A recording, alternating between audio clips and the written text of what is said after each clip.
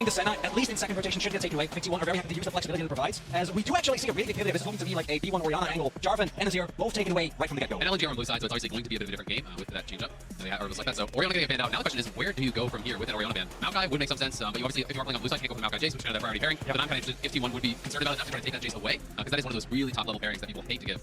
Will also be a flex pick for T1. Zeus has actually still plays it top, even though it isn't that popular anymore. Definitely one of his comfort champions. And yeah, the Kai'Sa for me is the other big one, because I think that Gala, individually, the Kai'Sa looked great. I don't think he was a problem in that game. I think it was more so the fact he was playing into a lane that relied on hitting blitz strangles, but didn't happen. And then come mid-game, like, what was he going to do with the team already being so far behind? I think you're completely correct there. I think we didn't really get to see most of their composition work at all because they fell so far behind in the early mid-game that even if Kai'Sa had been able to do something, it just wouldn't have been impactful with the gold and level discrepancy we saw. That said, Aatrox again locked in, confident to double down with the line pick, and no reason you shouldn't be. Zeus was put behind in the individual match, but still came out on top of the 1v1s. I think so much of that really came down to this light round hero that went so bad. You know, Zika was ahead prior to that. They had the gank, you got the first blood, you had a massive CS advantage. About 20 CS, I believe it was at that time. But that fight goes so bad, it really brought Zeus back in, and of course Zeus got the solo kill from there, really took over. It is going to be the Jace as expected, should be going towards Scout, and then we have to find out where they want to go from here. Do you pick a top laner now? Are you willing to go back towards that Gwen? Are you scared off of it after that first game? Renekton, definitely a stable pick, but it is going to be Gwen again. And I think it makes sense, right? Like, I don't think you just completely doubt yourself or your picks after that first game, because it was so much down to execution, and there were so many errors. You know, you talked about the small errors, but there's also massive ones as well.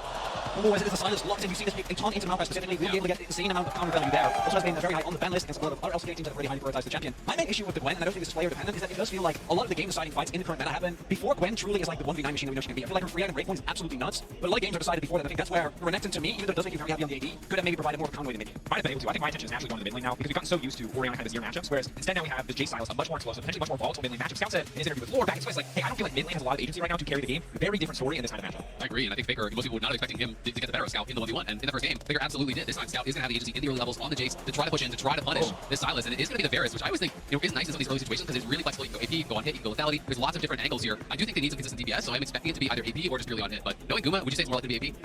I think given how well the LCK teams have been using it, it's probably lethality, especially with the amount of setup that's already available. And I think they're also playing into LNG. There is a lot of threats there where you don't really get to be close up and actually deal damage. I think if it's like an Ornn or a frontline pick on the top side maybe, we expect this to be lethality specifically. There is also still a flex potential again here with the Rel. Varus Rel, very strong bot side with a ton of power, and there is the opportunity for Ornn to go to swords, something like his lead.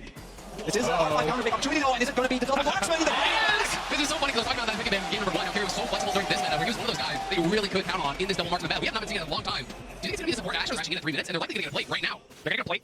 Owner's very likely to reset and then be able to take his entire bottom side jungle while his bot lane has priority, so there will be no counter punch, no counter play for LNG, and they'll stick force at the top. This is a clean early game for T1 thus far. I also think there's potential double scuttle angle. I think he can do top side scuttle. He has so much power on bot side, you can't really contest with that scuttle. So it could be in day 2 camps taking away, and Scout maybe in the game looking to force. Stuck down the shattering strike a bit forward. He could be looking for a gank behind.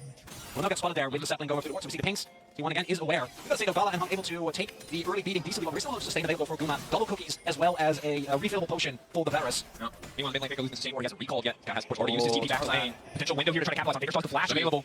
The healing as well. Can he find a target? He's gonna flash back into the tower shot blast there. Faker making it out to safety. Scout looking for the healing now coming in. Trying to find 1-for-1, but Scout will stand strong. Getting a kill on Faker in mid lane. That's huge for LNG, and a mistake from Faker. Steps back, he evaded the gank, he had gotten away, but he wanted to catch the T1 bot lane as they do return. And this is a situation where T1 stepping up to the TP to call the play out. They extended out. They see Tarzan. Gala's ready for 2 plays, but what else will T1 be able to get? Scott forward, got the arrow hitting. Gala gonna be able to walk away from now. Maokai stopping the play in its tracks, and T1 holding on to 3 plays to the bottom side. Elven is there to for LNG, and again, I think this is a must-get. This dragon, forcing with Tarzan. Tarzan almost stolen, and Maokai leaping back, pushed away by the dragon. A little push back to safety here. T1 now priority access to the second drake of the game. And even with Faker running is hitting a skill shot, just the fact that Tarzan doesn't have his ultimate available means that LNG doesn't want to risk it, and it's going to be second drake going over to T1 as well. And with no cleanse on Gala, he had to use that down on bot side. The stolen Mount found all of the CC available from Owner. I think Gala with a 10 minute, they tried to fight this one, so it's going to be pushed back. Scout trading Faker obviously can't continue to chase down toward that bot side. We know all the T1 members are. And this side lane has just been mostly kind of left alone. As again, Zeus has been battling back and forth. It's basically dead, even a couple CS to separate the two. We'll have to see who's going to be able to get that side lane advantage. Forward, the combo coming through. The objective capitals again, forcing out the flash. This will connect. But there's no follow-up there. Instead, they're immediately going to get dropped. T1 now can grab 2 plates here. Flash in, no, Owner's not happy with just 2 plates down. Now going to get 2 plates right there. Faker forward, revenge. After the first tower down, he will find the kill on the Scout as the Herald crashes. It's a great dive from T1 Owner, no hesitation. Even Tarzan, I think, handling that very well, trying to block out Faker, keep him from following up. Faker still had the flash, so he flashes in, finishes the kill, gets out, and they get the plays with the crash. Now coming in, the flash away, the flash safety, the slow is big. Kuma locks down, should get taken down here. Chase Crouch should go wide, he will not be able to get anything back. Crucial kill over to Gala. And really big play there from Zika, able to find his way towards that bot side, and that's the one risk you always run with his double marksman lane. It's overextending. The only play paying some plays inside, I'm pretty sure Zika also should be able to get some here towards the bot lane. And you can see how many summoners acted in a way that stops him from being relevant for so much of the early game, allowing a lot of other players to really shine. It's also something that we've seen in the tournament meta, right? And it's been one of the big reasons why we saw BLG, for example, be really successful, why Wave was able to get such big leads consistently. Is his bot side counter picks. It goes on Tarzan. Tarzan comes on to the advance. Low on the right, when we got flash out to safety. On the backside, Guma, he landing ultimate, a little follow-up damage. Back in the extra healing. Double TP now going in. Faker is there. Lockdown coming in. He's going to try to find one. Faker stole away the ultimate. That's the needle work coming out. LNG being pushed back by the side of T1. Faker stolen out. Ultimate will connect, but no further fight breaks out. Look at the health. Tarzan is incredibly low. Stepping a little bit too far here, but still has a flash. Holds on to one, he use it. But the heal invested in stats, T1 still going to start this up. Zeus does have TP available. It looks like Soul Point, 17, not even 70 minutes in, is going to go to T1. Yeah, the initial play looked like it was going LNG's way, but with the first TP coming through, Tarzan had to retreat. He couldn't chase in and try to finish off Zeus. And it did mean that despite the trade back and forth of these summoner spells, of these cooldowns, the division with the information that they need a second hero to utilize mid lane. It's going to get the charge. It's going to get the charge. Not quite. The Matador in the eyes of Bull. Now when Faker on the side, Hung now caught out. Arrow isn't connected. on with priority target. LNG will they go for the re-engage? No, just opting to back out. Know that this is not their window to fight. Again, this is what I expected from T1. Push in, utilize those ultimates early, try to use that to take position, to try to get those chunks. LNG, though, have a pretty good position here themselves with Zika on the side. Tarzan will try to retake some of this vision, and LNG are going to try to get the scuttle and see if they can find the better angle for the engage. Scuttle down, Gallagher goes for a fight. Turns to sustain DPS, he absolutely outclasses Guma. But it just comes down to a poke battle. He will not come out on top. LNG forcing the issue. Hawk doesn't have a good angle to engage all the way. Look where he's laying. He's almost like trying to mark Zayas, but he needs to get the backline. There he goes! Flash in over, Gallagher sitting out, taking a slate for now. For Zayas over the wall, Zayas on the backline. But Gallo forced the safety. Shot from snap. Zayas came by the angle. Shut down for T1 taking the fight. Anyway, Gallo looks good, but Gallo did not matter. T1 fighting exchange. And even with Gala surviving, the other front is won by T1. They're able to break up that core unit for LNG. There's not enough damage available, and that's going to be solved for T1. Zayas got so much done there for T1, the 0-0-0 Aatrox, making all the difference as he comes over the side there. It's right into both the carries. Observers highlighting this. They can't see anything. They don't know where anyone is. So LNG have to fight through bot, try to push in as a squad, and hope that they can win this fight. Because if you can win this fight, that is the one risk with this strategy that T1 are going for. They're playing so conservative, they don't start prepared. Because if you lose this clip, if somehow LNG get that Elder, the game can get turned around. Definitely. LNG pushing in, fighting with spot fire. They built themselves. Need to be careful here. Honor is not quite converting the engage quite yet. Just baiting, buying time. Zika already using the hourglass. Now trying to back away.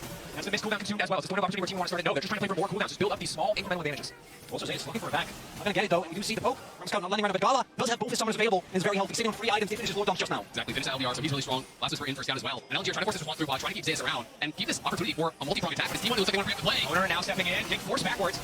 LNG not quite able to steer the loop up there. Owner using one of his fight charges to get it. Gallo trying to force the issue, force the fight here. T1 have to get one out, grouping for the Inferno ultimate. Owner a little bit chunkier, and Hog's looking for that angle. They're going to try to pinch Zayas. Dragon resetting a little bit here. Both sides back to just a battle poke. Both sides hoping to make the other one press the trigger. The charm now coming through. Will be enough luck as Zayas. No, it's the answer. Scout. Give it to the Aatrox. Distributed out. Gallo's in trouble. T1 coming alive. They see a window of opportunity. They see the weakness in the armor of LNG, and they tear it asunder. There is no room left in the fight. T1 will take everything they want in this game too. Hug, the last desperate effort. The TV's coming in. I mean, that's going to be game. They're going to go for the end. T1 put LNG in a lose position. You have to contest for this objective. Elder just too much power to get over.